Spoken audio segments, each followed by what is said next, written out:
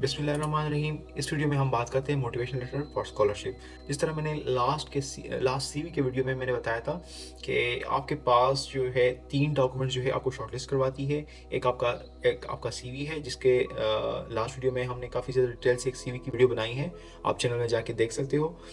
उसमें मैंने complete guidance दी है, स्टेप बाय स्टेप गाइडेंस दी है, यूनिपास फॉर्मेट को फॉलोअप किया था और हर एक सेक्शन में आपने किस तरह चीज़ को फॉलोअप करना है, किस तरह एक एक पॉइंट्स को लिखना है, वो मैंने कम्प्लीटली एक बहुत डिटेल से वो वीडियो बनाई थी। दूसरा मैंने उसी वीडियो में मैंने जिक्र किया था कि आपके पास दूसरा जो इम्पोर्टेंट डॉक्यूमेंट्स है वो आपका है मोटिवेशनल लेटर फॉर स्कॉलरशिप। तो आज हम बात करते हैं मोटिवेशनल लेटर फॉर स्कॉलरशिप। तो इस वीडियो में हम 3 चीज़ों के बारे में बात करेंगे। फर्स्ट जो है, हम जनरल मोटिवेशनल लेटर के बारे में बात करेंगे कि आपने मोटिवेशनल लेटर में कौन कौन से पैराग्राफ में क्या क्या लिखना है, तो टोटल कितने पैराग्राफ्स होने चाहिए, तो हम एक वो बात करेंगे। दूसरा, हमारे पास जो है एक यूज़ केस होगा।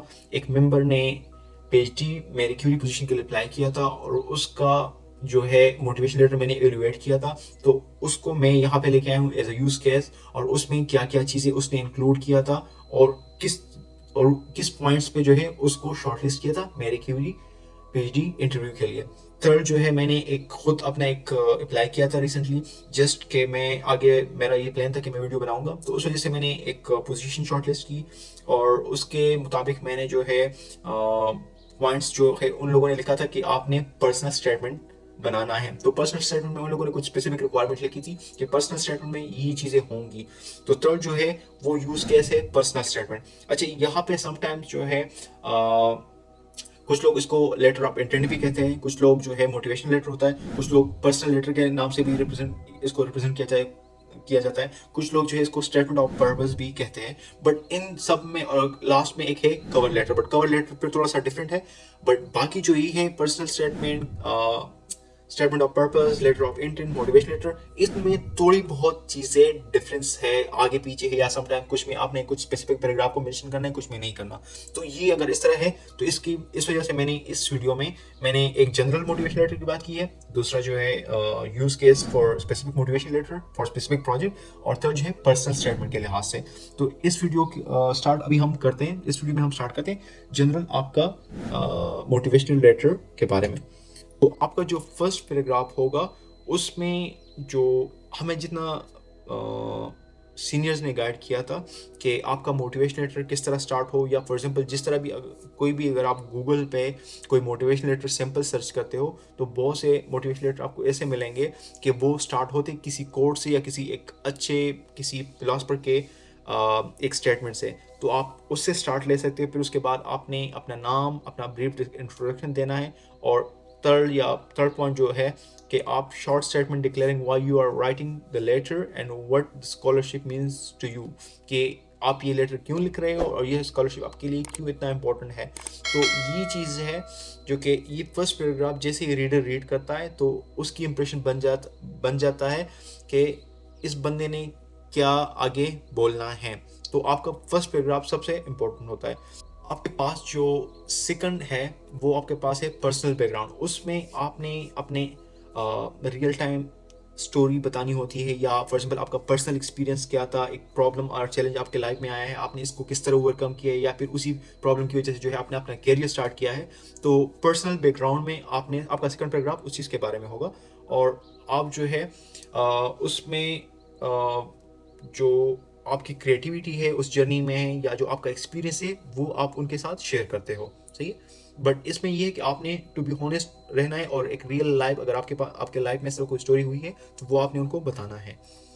आपके पास जो थर्ड है वो है आपके एकेडमिक एंड प्रोफेशनल अचीवमेंट्स। इसमें आपने क्या करना है, अगर फॉर एग्जांपल एक प्रोजेक्ट अनाउंस हुआ है, चाहे वो मास्टर का हो या पीएचडी का हो, तो उसमें आपने फर्स्ट एकेडमिक लिहाज से आपने कोई प्रोजेक्ट विन किया है, कोई अवार्ड ली है, या कोई बहुत अच्छे ग्रेड से, तो आपने उसको लिंक करना है उस पोजीशन के साथ। दूसरा, आपका एक्सपीरियंस आ जाता है, चाहे आपने कहीं पे वर्क किया है, रिसर्च पोजीशन की है, इंडस्ट्री लिहाज से कोई काम किया है, या कोई इंटर्नशिप किया है, तो आपने अपने इंटर्नशिप में जो आपने जो रिस्पॉन्सिबिलिटीज पे किए थे, मीन्स के वहाँ पे आपने जो भी काम किया था उस टाइम, तो आपने उसको लिंक करना है अपना एक्सपीरियंस या अपना हैंड्स ऑन एक्सपीरियंस उस पोजीशन के साथ, कि मैंने ये इंटर्नशिप किया था जो कि इसके साथ लिंक है और उसने मुझे ये चीज़ें दी थी। थर्ड जो है, अगर आपने कोई एक्स्ट्रा लीडरशिप या कोई और इस तरह करिकुलर एक्टिविटीज़ परफॉर्म की तो आप वहाँ पे लिख सकते हो, बट इन डिटेल्स बहुत ज़्यादा इन डेप्थ नहीं जाना, जस्ट उस पोजीशन के साथ लिंक करना है। तो ये आपका थर्ड पैराग्राफ होगा।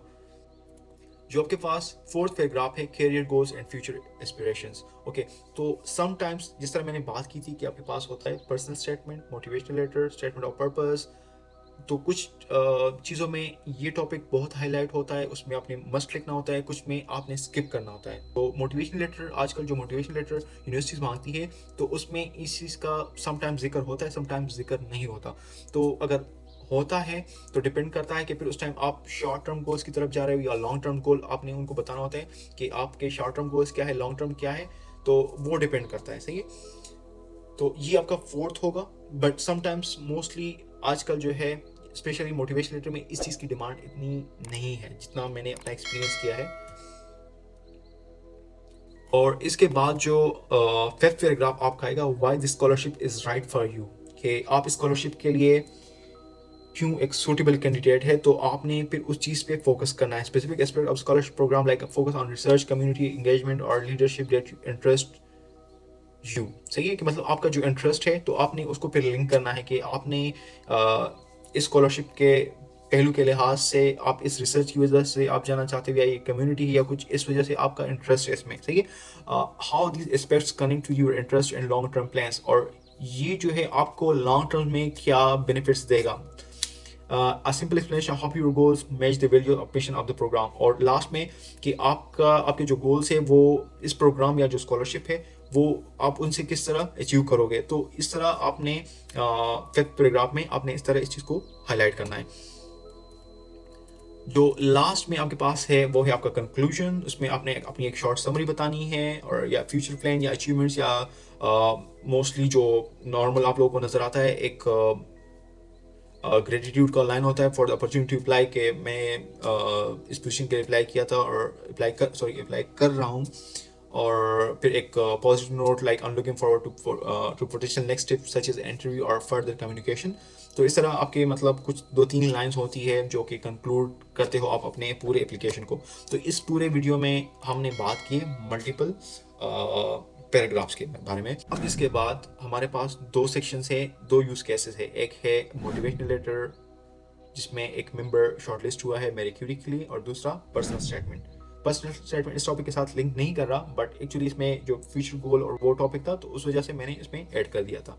तो हम अब आगे उस पर जाते हैं कि अब हम फर्स्ट यूज केस, पहला यूज केस देखते हैं, फिर उसके बाद हम दूसरे यूज केस की तरफ जाते हैं। फिलहाल अगर इस जनरल मोटिवेशनल में आपको कोई क्वेश्चन है तो आप पूछ सकते हो, कमेंट में बता सकते हो, और फिर उसके मुताबिक मैं आपको रिस्पॉन्स करूंगा, या फिर मैं उसके नेक्स्ट वीडियो में आपको बताऊंगा कि आपने क्या क्या चीज़ें मिस्टेक की थी, या वट एवर। अगर आपने इस तरीके से आप मोटिवेशनल लेटर बनाते हो, आप मुझे शेयर कर लो, मैं उसमें फिर अगर आपको कोई मिस्टेक्स वगैरह होंगे तो मैं आपको वहाँ पे हाईलाइट कर सकता हूँ, या फिर उस पर मैं वीडियो बना सकता हूँ कि इस बंदे ने इस मोटिवेशनल लेटर में ये मिस्टेक्स की है। अब हम जाते हैं आपके अपने इसके नेक्स्ट सेशन, जो मैंने वीडियो के स्टार्ट में बताया था कि इसमें इस वीडियो के 3 पार्ट्स है। फर्स्ट हमने कवर कर लिया, अब सेकंड जो है यूज़ केस है मोटिवेशन लेटर के बारे में। तो अब हम स्टार्ट करते हैं मोटिवेशन लेटर यूज़ केस।